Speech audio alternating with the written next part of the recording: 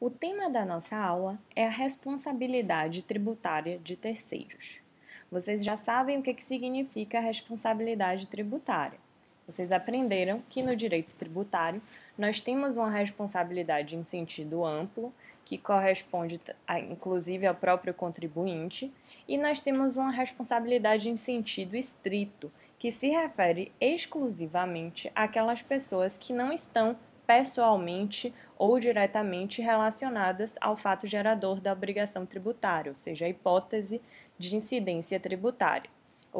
Ou seja, não é pela simples ocorrência do fato gerador que essas pessoas são responsáveis, é pela ocorrência de outros fatos ou por estarem em determinadas situações jurídicas que leva com que elas passem a ocupar o polo passivo da obrigação tributária no lugar do contribuinte ou junto com o contribuinte. O capítulo 5 do CTN ele se debruça sobre essa responsabilidade tributária em sentido estrito. E na seção 3, nós temos a responsabilidade tributária de terceiros, que é a nossa aula de hoje. A responsabilidade tributária de terceiros, ela está prevista, portanto, nos artigos 134 e 135 do CTN, que serão o objeto da nossa aula. A gente começa, portanto, pelo artigo 134 do CTN. O artigo 134 do CTN determina que, nos casos de impossibilidade de exigência do cumprimento da obrigação principal pelo contribuinte, respondem solidariamente com este nos atos em que intervierem ou pelas omissões de que forem responsáveis, e aí nós temos 7 incisos determinando quem são as pessoas que podem ser esses responsáveis. Aqui a gente destaca a impossibilidade de exigência do cumprimento da obrigação pelo contribuinte. Esse é um requisito muito importante, porque essa responsabilidade do artigo 134 ela só terá lugar no caso em que se prove que não é possível que a obrigação seja cumprida pelo próprio contribuinte. Além disso, nós temos que ter uma ação ou omissão pelo próprio responsável. Não basta que seja impossível cobrar do contribuinte, é preciso também que o responsável tenha agido ou se omitindo, intervindo nessa obrigação tributária ou nessa inadimplência ou na própria impossibilidade de exigir essa obrigação pelo contribuinte. O responsável tem alguma ingerência aí sobre o contribuinte que age ou se omite gerando essa obrigação ou essa inadimplência. A gente se pergunta, portanto, se essa responsabilidade ela é solidária ou subsidiária. Por que nós temos essa dúvida a partir do artigo 134 do CTN? Porque a gente começou falando do artigo 134, falando exatamente do requisito da impossibilidade de cumprimento da obrigação pelo contribuinte, o que nos leva a crer que essa responsabilidade ela seria apenas subsidiária, ou seja, ela é uma responsabilidade que só tem espaço quando não é possível cobrar a obrigação do devedor principal. Aí a gente vai para o responsável. Ok. Só que logo em seguida, o dispositivo trata de que o responsável vai responder solidariamente com o contribuinte. Então, é uma responsabilidade solidária ou subsidiária? A gente soluciona esse caso dizendo o seguinte: para a configuração desta responsabilidade do artigo 134, ela é subsidiária, ou seja, ela realmente só tem lugar nos casos de impossibilidade de cumprimento pelo próprio contribuinte. Ela é uma responsabilidade subsidiária. Mas, uma vez que ela se configura e que, portanto, o responsável já está no polo passivo da obrigação tributária, ele não é incluído no polo passivo em lugar do contribuinte, mas junto com o contribuinte, de forma que, após a sua configuração, ela passa a ser solidária, de forma que não há benefício de ordem entre o contribuinte e o responsável e, havendo, portanto, uma possibilidade posterior de que o contribuinte cumpra, é possível cobrar também do contribuinte. O contribuinte adquiriu um novo patrimônio, uma nova riqueza e agora pode cumprir com a obrigação.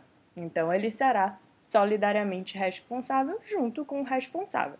É uma hipótese meio confusa, mas é mais ou menos isso que o artigo 134 quis dizer. A gente passa, portanto, a verificar quem são essas pessoas. Quem são esses responsáveis do artigo 134?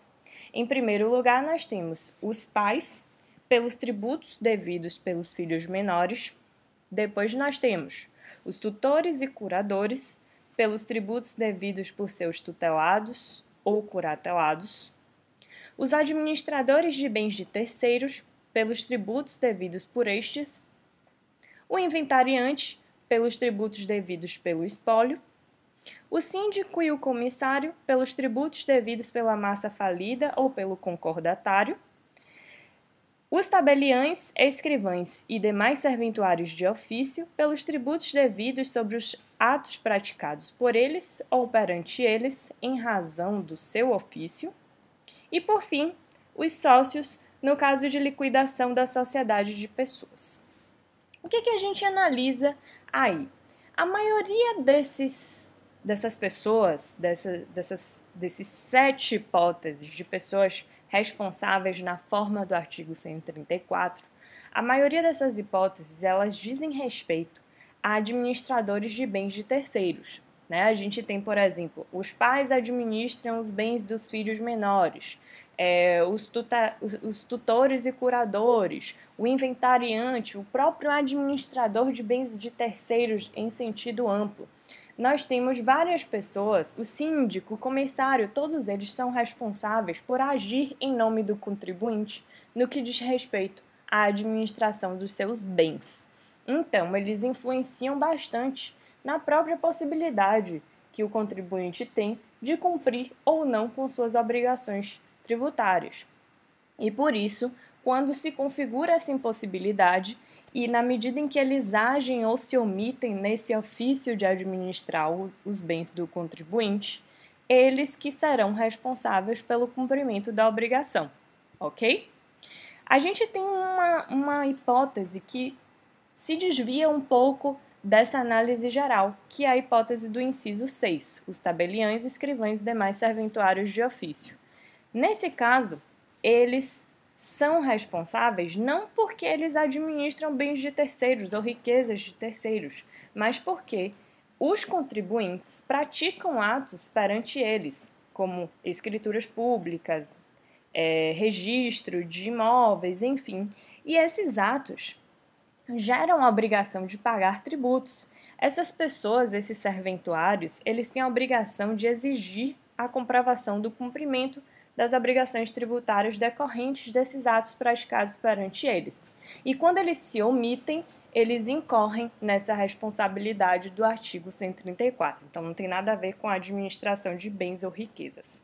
A gente destaca também que o inciso 7, que trata dos sócios, esses sócios eles só respondem também no caso de liquidação da sociedade de pessoas e se eles agirem ou se omitirem, além de se comprovar que é impossível o cumprimento pela pessoa jurídica. O caput do artigo 134, ele trata de obrigação principal. Ele fala que nos casos de impossibilidade de exigência do cumprimento da obrigação principal pelo contribuinte.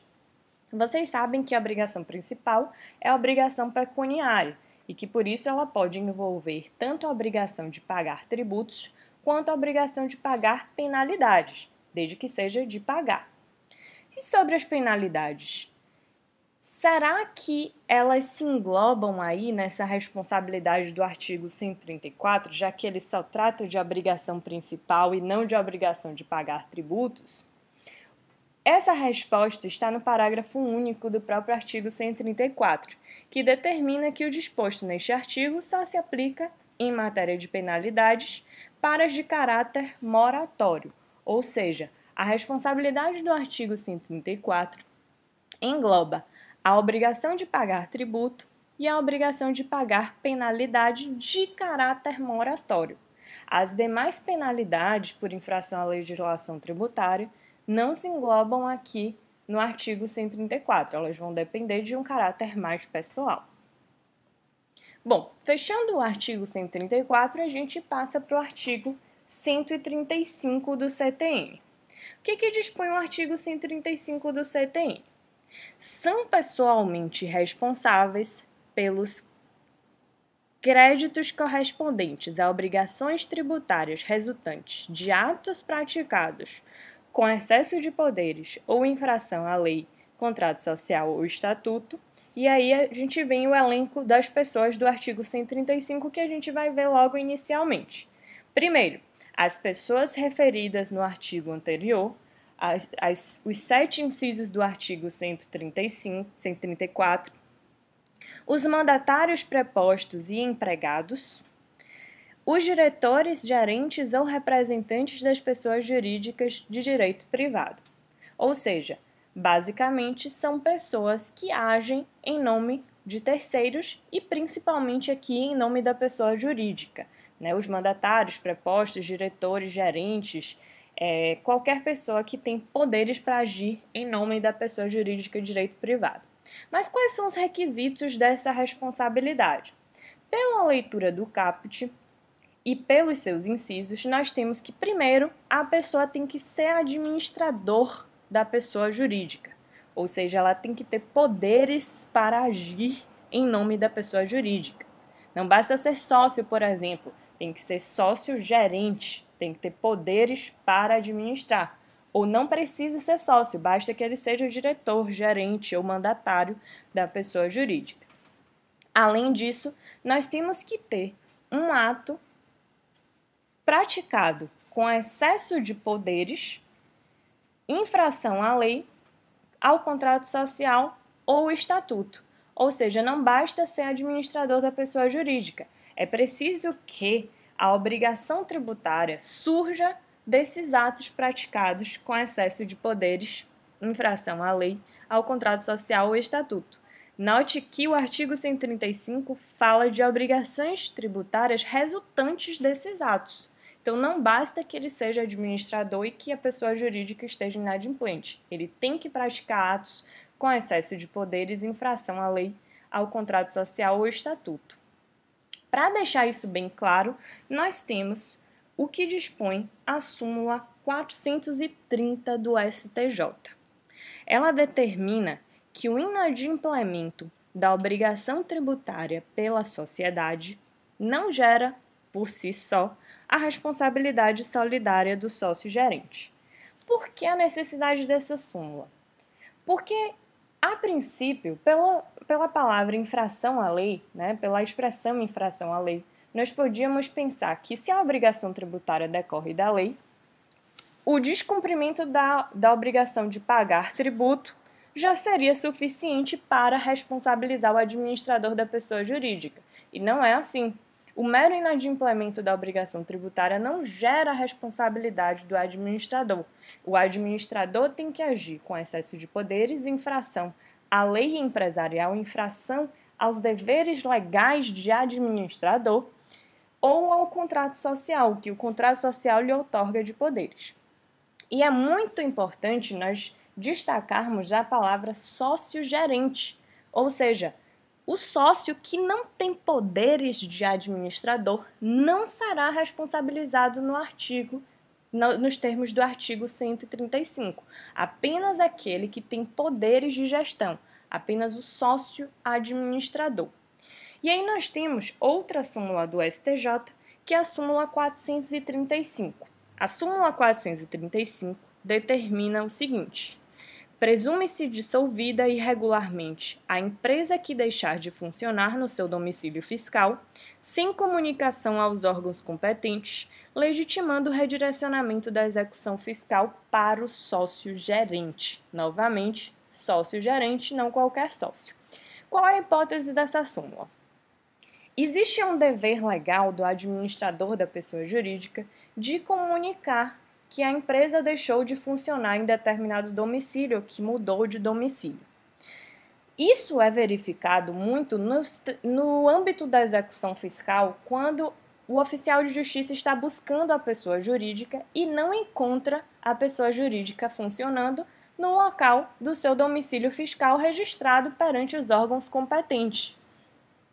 Isso já faz com que se presuma que houve uma dissolução irregular da empresa e que, portanto, houve uma infração aos deveres de administrador, porque o administrador da pessoa jurídica tem a obrigação de comunicar aos órgãos competentes que a empresa deixou de funcionar no seu domicílio fiscal e, portanto, atribuir um outro endereço para que ela seja encontrada, para que ela seja cobrada de suas obrigações. Então, o que a súmula 435 diz é que essa configuração gera uma presunção de dissolução irregular da empresa e que é uma infração à lei suficiente para gerar a responsabilidade do administrador. Vejam novamente que a súmula fala do sócio gerente.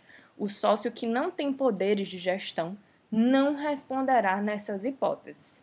E é preciso também que a gente tenha bem claro que quando a gente aponta a infração à lei, o excesso de poderes para um dos sócios, gerentes ou para qualquer outro administrador, a gente tem que ter uma concomitância temporal entre a ação, esse ato com excesso de poderes, infração à lei ou ao contrato social, e a obrigação tributária. Por quê? Se a sociedade foi dissolvida irregularmente e depois o sócio se tornou administrador, ele não poderá ser responsável pela dissolução irregular. É preciso que o administrador seja administrador no momento do ato que está sendo atribuído como excesso de poderes, infração à lei, ao contrato social, ao estatuto, e também no momento do nascimento da obrigação tributária.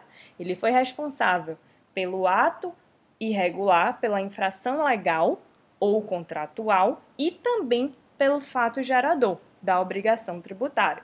Se ele era gerente antes, deixou de ser, ou se ele passou a ser gerente depois, ele não será responsável. E se ele é sócio sem poderes de gestão, ele também não será responsável pela obrigação tributária. Bom, aqui a gente tem os principais pontos da responsabilidade de terceiros. Claro que tem outras discussões também interessantes que vocês podem encontrar nas pesquisas da jurisprudência e nos próprios cursos e manuais que foram indicados como a nossa bibliografia. Então, aqui são só os pontos principais para auxiliar vocês no estudo. Espero que vocês complementem com a bibliografia indicada.